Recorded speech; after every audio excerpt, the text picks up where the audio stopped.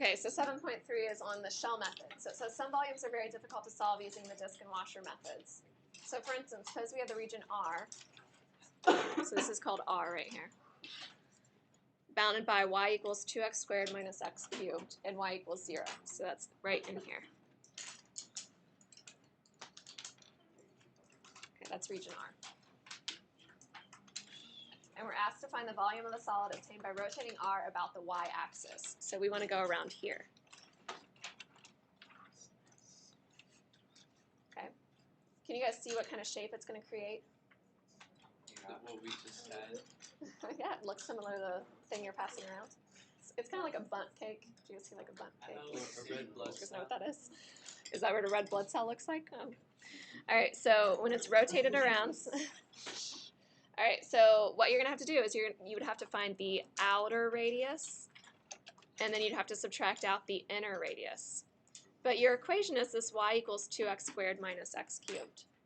So if I wanted to solve for x, so it'd be x equal y something, not so easy to do. Did you guys see that? How do you solve for x? Or solve to get, solve to get x by itself. Not so easy. All right, so we're not going to be able to do that with the disk and washer method. So let's say we have something easier. So let's look at this figure number 2. So figure number 2, it says it's going to be Q, so region Q. And this is y equals 4 minus x squared, that's below the picture, and y equals 0, so it's this region. So let's kind of review what we did before, and then I'll talk about the new method. All right, we're going to rotate Q around the line x equals 3. So here's x equals 3.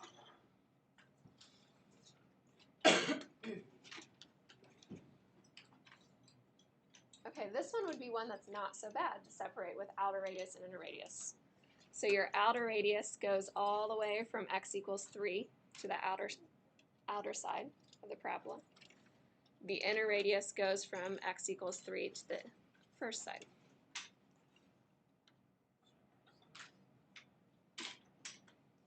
Okay, since we're going around a vertical axis, kind of like the y-axis, we need to integrate with respect to y. So if I'm integrating with respect to y, I need to solve this for x. So I'd have y minus 4 equals negative x squared. Divide by a negative, so it'd be 4 minus y equals x squared. So that gives x equals plus or minus the square root of 4 minus y. Okay, so think about what curve is what. This side is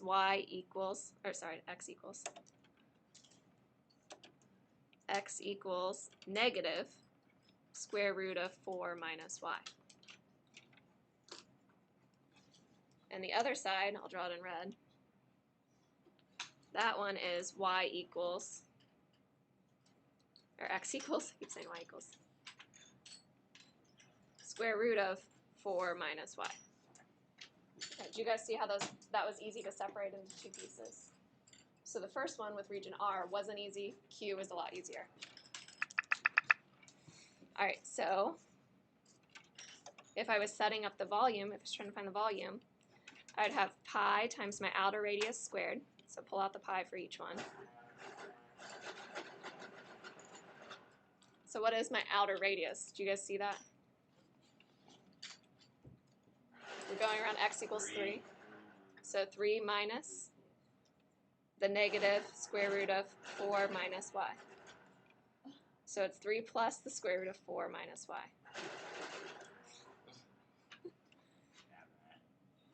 Okay, the inner radius.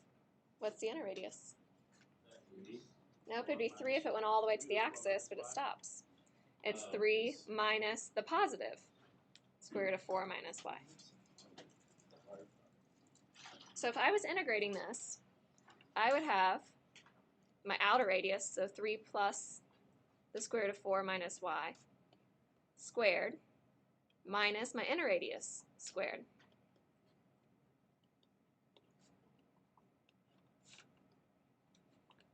And my y values go from 0 to 4.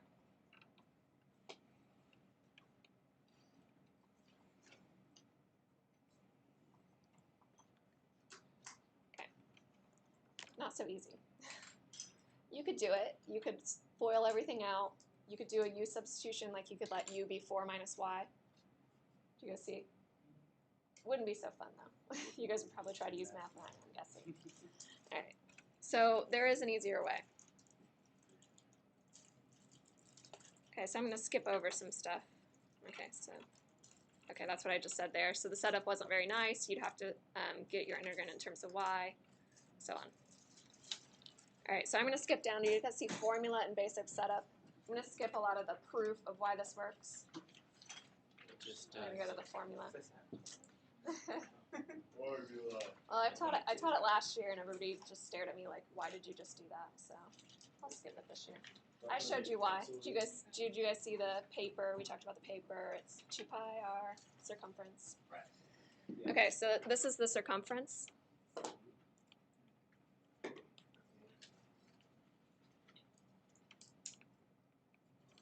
And that's the height. So that's usually like your f of x, your function.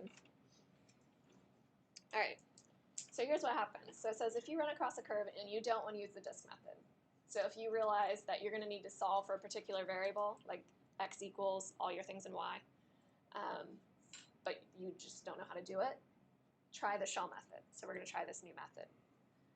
It says if you're rotating around the x-axis, so if we were going around the x-axis before, we got volume and we integrated with respect to x, right? Now we're going to integrate with respect to y, so we do the opposite. And it says if you're rotating around the y-axis, integrate with respect to x instead of y. So that's really important.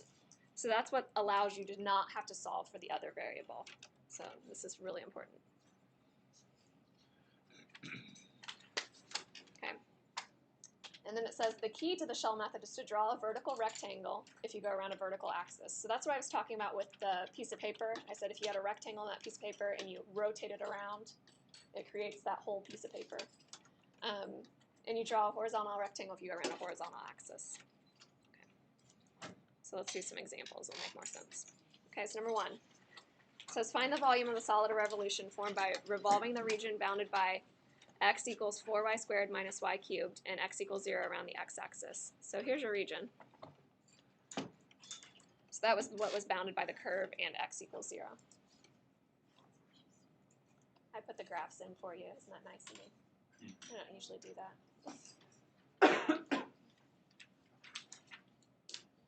Okay, think about your different rectangles. So I'm going to draw it kind of off to the side here. I'll draw in blue.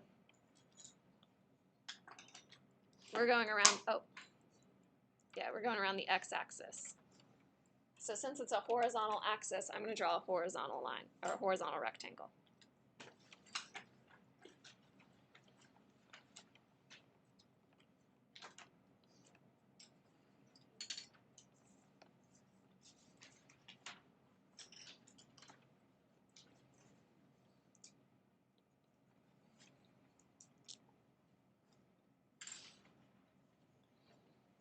Okay, whenever they say r is the distance from the axis that you're rotating to that rectangle.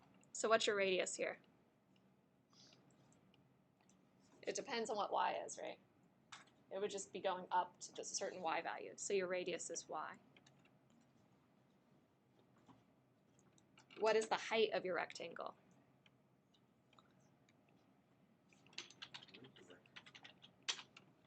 This rectangle I drew in. Yeah, it can be anywhere. So, just as long as it's the blue thing is not a line, that's actually a That's a rectangle, yeah.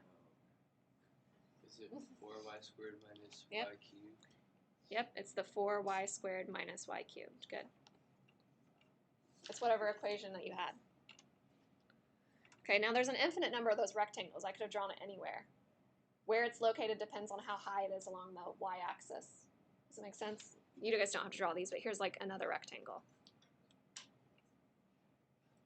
So its radius would be less. It looks like it's almost 2. So that's the distance away from the axis that you're going around. And its height is still this 4y squared, or y cubed minus, what is it? 4y squared minus y cubed. Okay, so the height depends on where the y is located. All right, so when I come up with my volume is going to be, like we said, it's the 2 pi r So 2 pi, my radius is y, depending on where my rectangle is located. And then the height of the rectangle is the 4y squared minus y cubed. What do my y values go from? Looks like 2. Pretty sure it's 2. So yeah, 2. If you plug 2 in, you get. It's above 2 though on the graph. That's above 2. I can't see my numbers on my. So 4. All right. Okay, let me see. Yeah, it is 4. You're right.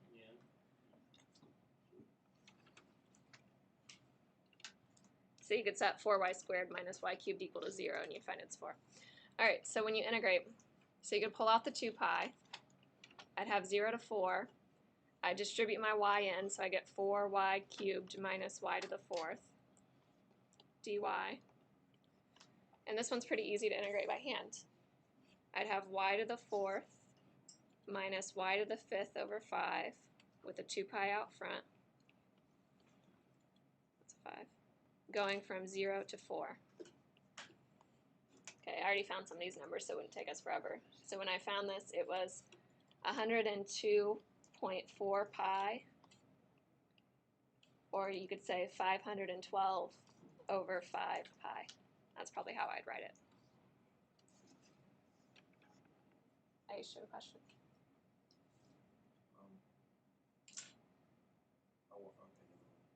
Yeah.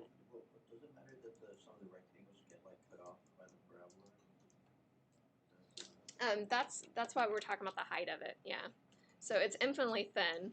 I'm drawing mine thick just so you can see it. But the height of that rectangle, are you talking about the edge of it goes past? Yeah, it's just a really thin rectangle, so it's kind of like a line like you were drawing. So, so it never actually does go over? No, it's just really thin. Yeah. How are you supposed to know whether you're supposed to use the shell method or this? Okay, if you guys had tried to do the disk method on this one, so you have this shape, and we're going around the x-axis. So we're going here. Do you see how you'd have to find this outer radius and then the inner radius? And since we're going around the x-axis, we'd need all of our things in terms of x. Like we need to integrate with respect to x. This isn't easy to solve for y. You can't get the x's. You know, like you can't get y equals with just x's. We don't know how to do that. So that's why we're using the shell method. You see what I'm saying, Steve?